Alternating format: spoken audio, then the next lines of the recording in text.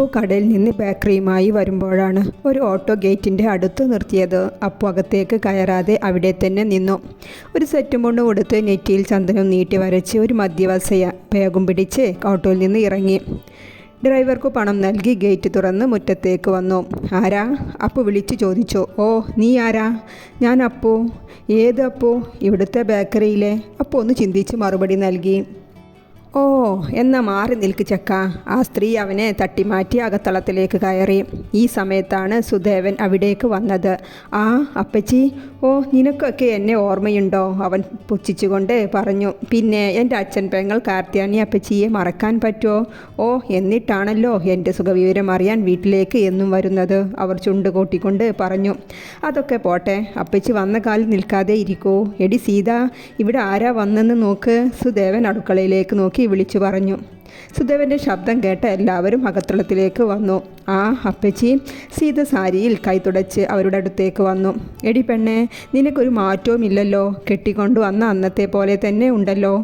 സീതയെ അടിമുടി നോക്കിക്കൊണ്ട് കാർത്യാനി അപ്പച്ചി പറഞ്ഞു. സീത ഒന്ന് നിവർന്നു നിന്ന് സുദേവനെ നോക്കി. അയാൾ ഒന്നും കേൾക്കാത്ത പോലെ മുകളിലേക്ക് നോക്കി. നിന്റെ മോൻക്ക് എത്ര വയസ്സായി? 24, 25 ആകുന്നു.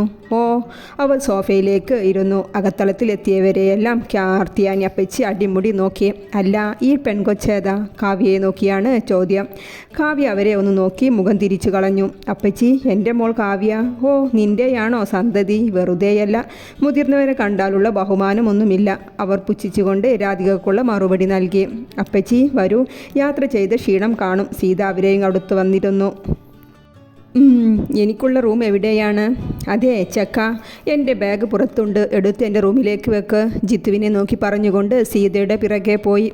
ഈ അവതാരം എത്ര ദിവസം ഇവിടെ കാണും എന്തോ, ശ്രീജ രാധികയുടെ ചെവിയിലായി പറയുകയാണ്. ആ കണ്ടറിയാം. രാധിക കൈ മലർത്തി. കാർത്യാനി അപ്പച്ചി മുത്തശ്ശനുമായി സംസാരിച്ചിരിക്കുകയാണ്.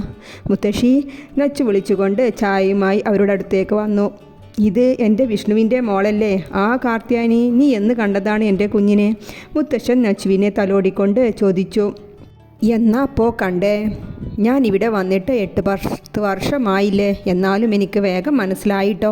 ലക്ഷ്മിയുടെ തനി പകർപ്പല്ലേ ആ കണ്ണും ആ മുടിയും. ഇവിടെ വാ മോളെ, മുത്തശ്ശി ഒന്ന് കാണട്ടെ എൻ്റെ കുട്ടിയെ.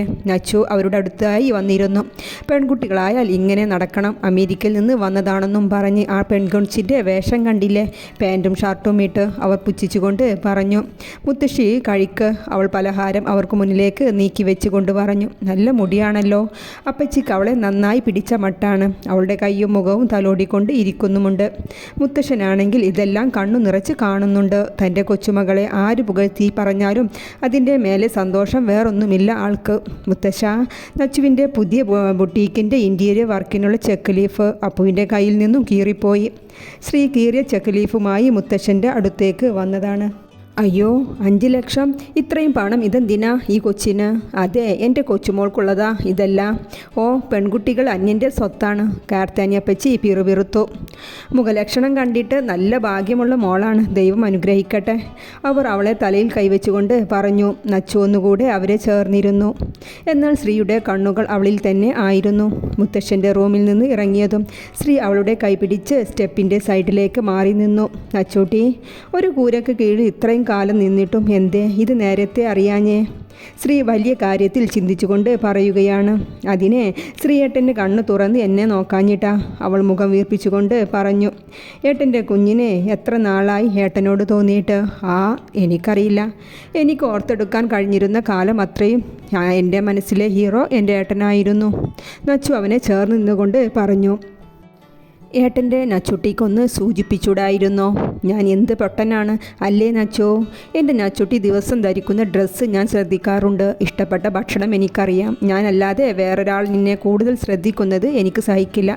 അങ്ങനെ എത്ര അനുഭവങ്ങൾ ഇത്രയും വർഷത്തിനിടയിൽ ഉണ്ടായിട്ടുണ്ട്. പക്ഷേ അത് നിന്നോടുള്ള പ്രണയമാണെന്ന് മനസ്സിലാക്കാൻ ഇത്രയും കാലം വേണ്ടി വന്നു. ഇനിയേ അങ്ങോട്ടുള്ള കാലം മുഴുവൻ എൻ്റെ പെണ്ണിനെ എനിക്ക് പ്രണയിച്ച് എനിക്ക് നഷ്ടപ്പെട്ട ഓരോ നിമിഷവും ഞാൻ പലിശ സഹിതം വീണ്ടെടുക്കും. ഇത് സത്യം സത്യം സത്യം. ശ്രീ അവളുടെ കവിൾ വലിച്ചു വിട്ടുകൊണ്ട് പറഞ്ഞു. അതെ ശ്രീയേട്ടാ, ജിത്തുവേട്ടനെ കണ്ടോ? കാവ്യ വിളിച്ചു ചോദിച്ചുകൊണ്ട് അങ്ങോട്ട് വന്നു. നച്ചു പെട്ടെന്ന് അവൻ്റെ അടുത്ത് നിന്ന് അകന്നു നിന്നു. ഞാൻ കുറച്ചായിട്ട് ഒരാളെ അല്ലാതെ വേറെ ആരെയും കാണുന്നില്ല കാവ്യ, ശ്രീ നച്ചുവിൻ്റെ കണ്ണിലേക്ക് നോക്കിക്കൊണ്ട് തന്നെ പറഞ്ഞു. കാവ്യ നെറ്റി ചുളിച്ച് ഇരുവരെയും നോക്കി. അതെ, നിന്റെ അച്ഛനും മാമനും എവിടെ ഒളിച്ചിരിക്കുകയാണ് പെണ്ണെ? കാർത്യാനി അപ്പച്ചി കാവ്യയുടെ അടുത്തേക്ക് വന്നുകൊണ്ട് ചോദിച്ചു. കാവ്യ അല്പം ബാക്കിലേക്ക് നിന്നു. അത് മുത്തശ്ശി, ചെറിയച്ഛനും മാമനും പുറത്തു പോയതാണ്. ഓ, ഞാൻ വന്നെന്നറിഞ്ഞപ്പോഴേ രണ്ടും മുങ്ങിയോ? മുത്തശ്ശി, അപ്പച്ചി വിളിച്ചെന്ന് തോന്നുന്നു. നച്ചു വേഗം അവിടെ നിന്നും പോയി. കാർത്യാനി അപ്പച്ചിയും അവളുടെ കൂടെ അടുക്കളയിലേക്ക് നടന്നു. ശ്രീയേട്ടാ, ഇത് എന്ത് സാധനം? അവരുടെ പോക്ക് നോക്കി കാവ്യ പുച്ഛിച്ചുകൊണ്ട് ചോദിച്ചു. ഇതാണ് എൻ്റെ അച്ഛൻ്റെയും നിൻ്റെ അമ്മയുടെയും ഒരേ ഒരു അപ്പച്ചി. എന്തെങ്കിലും ഉദ്ദേശമുണ്ടാകും ഈ വരവിൽ, ശ്രീ പറഞ്ഞുകൊണ്ട് അവിടെ നിന്നും പോയി. കാവ്യ മുഖം ചുളിച്ച് അവിടെ തന്നെ നിന്നു. നച്ചു അടുക്കളയിൽ കേക്കുണ്ടാക്കുന്ന തിരക്കിലാണ്. മുഖം പൂർണ്ണചന്ദ്രനെ പോലെ പ്രകാശിക്കുന്നുണ്ട്. ചുണ്ടിലൊരു മൂളിപ്പാട്ടും. ഹരേവ, കുറേ ദിവസങ്ങൾക്ക് ശേഷം നച്ചുട്ടി വളരെ സന്തോഷത്തിലാണല്ലോ. ജിത്തു അങ്ങോട്ട് വന്നുകൊണ്ട് പറഞ്ഞു. അതെ ജിത്തുവേട്ടാ. കാവ്യ ജിത്തുവേട്ടനെ തിരഞ്ഞു നടന്നിരുന്നു. ഈ സമയമാണ് കാവ്യ അടുക്കളയിലേക്ക് വന്നത്. ജിത്തുവിനെ പിടിച്ച് വലിച്ച് ഹാളിലേക്ക് നടന്നു അവൾ. ഓ, എന്താ ഇത്?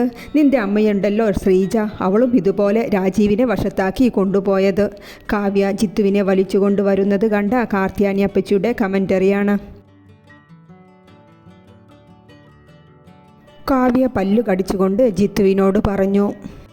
അല്ലേ, ഈ പെണ്ണ് എന്നെ ഇംഗ്ലീഷിൽ തെറി വിളിച്ചതല്ലേ? കാർത്യാനി അപ്പച്ചി ദേഷ്യത്തോടെ ഉറഞ്ഞു തുള്ളി ചോദിച്ചു. അല്ല മുത്തശ്ശി, കാവ്യ പറയാ മുത്തശ്ശി വളരെ നല്ലതാണെന്ന്. അവൾ പറയുന്നത് ശരിയാ മുത്തശ്ശി, മുത്തശ്ശിയാണ് ഏറ്റവും നല്ലത്. ജിത്തു വേഗം തിരുത്തി കൊടുത്തു. ഈ സമയം രാധികയും ശ്രീജയും അങ്ങോട്ട് വന്നു. എന്താ അപ്പച്ചി? ഓ, നിൻ്റെ ഈ മോളോട് പറ ഇംഗ്ലീഷിൽ എന്നോട് സംസാരിക്കരുത് എന്ന്. ആർക്കറിയാം എന്നെ തെറി വിളിച്ചില്ല എന്ന്. മാറ് പോകട്ടെ. രാധികയെ തട്ടിമാറ്റിക്കൊണ്ട് കാർത്യാനി അപ്പച്ചി അവിടെ നിന്നും പോയി. ദേ ജിത്തുവേട്ട, മമ്മിയും ശ്രീജാൻ്റിയും കൂടി നമ്മുടെ കല്യാണത്തിൻ്റെ ഡേറ്റ് വരെ ഫിക്സ് ചെയ്തിട്ടുണ്ട്. നീ ഇങ്ങനെ നടന്നോ? നോക്കൂ കാവ്യ, അവർ ഉറപ്പിച്ച് വെക്കട്ടെ. നമ്മുടെ അഭിപ്രായം ചോദിക്കുമ്പോൾ നമുക്ക് അഭിപ്രായം അങ്ങ് പറയാം, അത്ര തന്നെ. ജിത്തുവേട്ടൻ നിസ്സാരമാക്കണ്ട. അവരുടെ അഭിപ്രായം മുത്തശ്ശനോട് പറഞ്ഞാൽ നമ്മൾ എങ്ങനെ മുത്തശ്ശനോട് നോ പറയും? അല്ലേ കാവ്യ, നമ്മൾക്കങ്ങ് കല്യാണം കഴിക്കാം. അല്ലെങ്കിലും എനിക്കെന്താ കുറവ്? ജിത്തു ഷർട്ടിൻ്റെ കോളർ ശരിയാക്കിക്കൊണ്ട് ചോദിച്ചു. പോടാ, കല്യാണം കഴിക്കണം പോലും. കാവ്യ അവൻ്റെ കാലിൽ നല്ലൊരു ചവിട്ട് വെച്ച് കൊടുത്തുകൊണ്ട് അവിടെ നിന്നും പോയി. നച്ചു, വാ.